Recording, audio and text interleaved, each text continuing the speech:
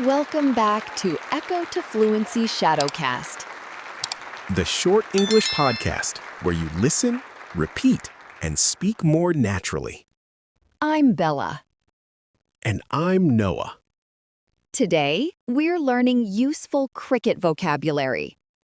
Perfect timing. I watched a match yesterday and understood about half of it. Cricket can sound like a different language at first. Exactly. Someone said, he's out for a duck, and I looked for a bird. A duck means a batter is out without scoring any runs. Oh no, so it is not a happy duck. Definitely not. Let's start with the basics: batting, bowling, and fielding. The batter tries to score runs, and the bowler tries to take a wicket.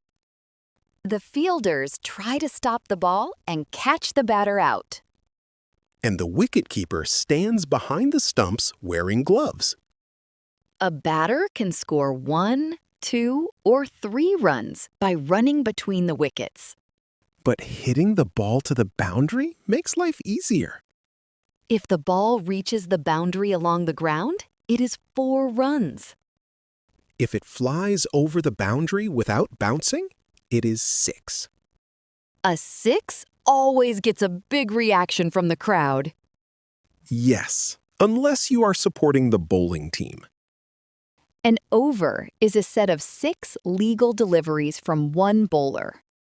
After the over, another bowler usually bowls from the other end. The umpire watches the play and makes decisions. Players may appeal by shouting, "How's that?" That means they are asking the umpire to give the batter out. Sometimes the appeal sounds louder than the actual cricket. Especially when the match is close. A batter can be bowled, caught, run out, or given out LBW. LBW means leg before wicket. It happens when the ball would have hit the stumps, but the batter's leg blocks it.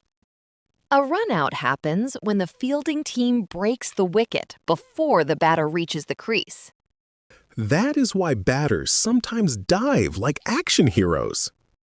An innings is the period when a team or batter takes a turn batting. And the score tells you the runs and wickets, such as 100 for 3.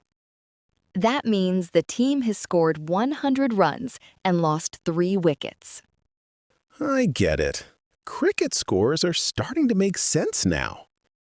You can also say, "That was a great shot," or "What a brilliant catch." And when things go badly, you can simply say, "Oh no, not another wicket."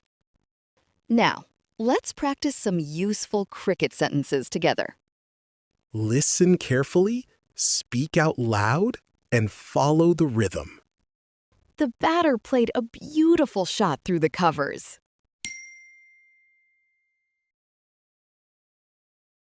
The bowler took an important wicket in the final over.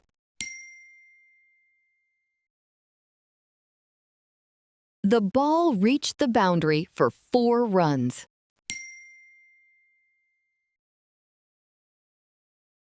He hit a huge 6 over the fence.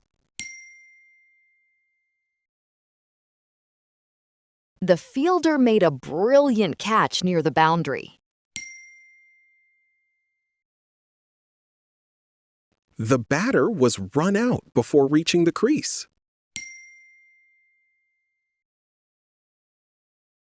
The umpire gave the batter out LBW. Our team scored 50 runs without losing a wicket.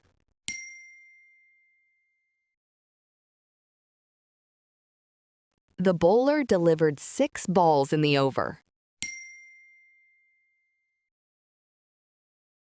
The wicketkeeper caught the ball cleanly behind the stumps.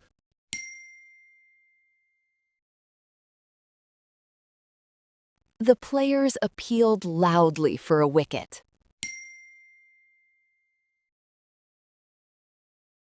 She scored a century in a difficult match.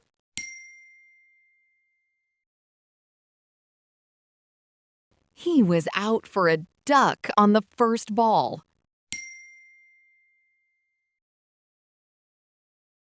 The match became exciting in the final few overs.